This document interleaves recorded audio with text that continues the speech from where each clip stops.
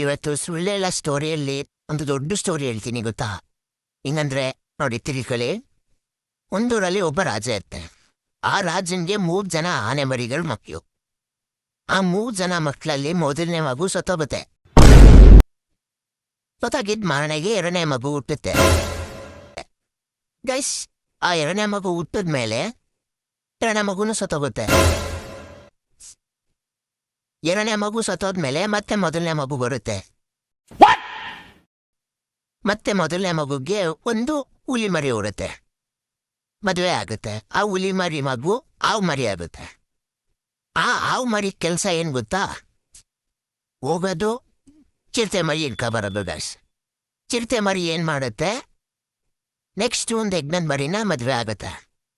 ಆ ಯಜ್ಞದ ಮರಿನ ಮದುವೆ ಆದಮೇಲೆ ಒಂದು ಹಂದಿ ಮರಿಗೆ ಜನ್ಮ ಕೊಡುತ್ತೆ ಗಾಯ್ಸ್. ಆ ಹಂದಿ ಮರಿ ವಾಸ ಎಲ್ಲಿ ಗೊತ್ತಾ? ಆ ನೀರೊಳಗಡೆ.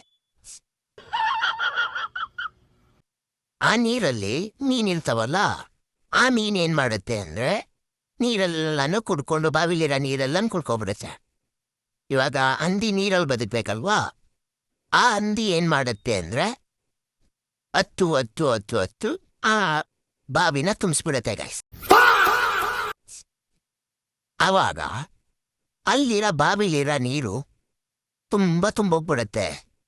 ಹಿಂಗೆ ಒಬ್ಬ ಹುಡುಗ ಸೂಸೈಡ್ ಮಾಡ್ಕೊಳಕ್ಕೆ ಅಂತ ಬಾವಿಗೆ ಹೋಯ್ತಾನೆ. ಆದ್ರೆ ಅಲ್ಲಿ ಬಾವಿಲಿ ನೀರೇ ಇರಲ್ಲ ಗೈಸ್. ಯಾಕೆ ಅಂದ್ರೆ ಮೀನು ಆಲ್ರೆಡಿ ಕುಡ್ಕೊಂಡ್ಬಿಟ್ಟಿತ್ತು. ನೆಕ್ಸ್ಟ್ ಒಂದ್ ಟೈಮಲ್ಲಿ ಮತ್ತೆ ಆ ಆನೆ ಮರಿಗಳು ಸ್ವಿಮ್ಮಿಂಗ್ ಮಾಡಕ್ಕೆ ಅಂತ ಬರುತ್ತೆ. ಆ ಆನೆ ಮರಿಗಳು ಏನ್ ಮಾಡುತ್ತೆ ಗೊತ್ತಾ? ಸ್ವಿಮ್ಮಿಂಗ್ ಮಾಡಕ್ಕೆ ಅಂತ ಇರುತ್ತೆ. ಹಂದಿ ಮರಿ ಸತ್ತೋಗುತ್ತೆ ಗೈಸ್. ಇವ ಯಾರೇ? ಇವನು ಯಾರ್ಯಾರು ಬರ್ತಾರೋ ಮರ ಈ ಮನ್ಯಾಗ?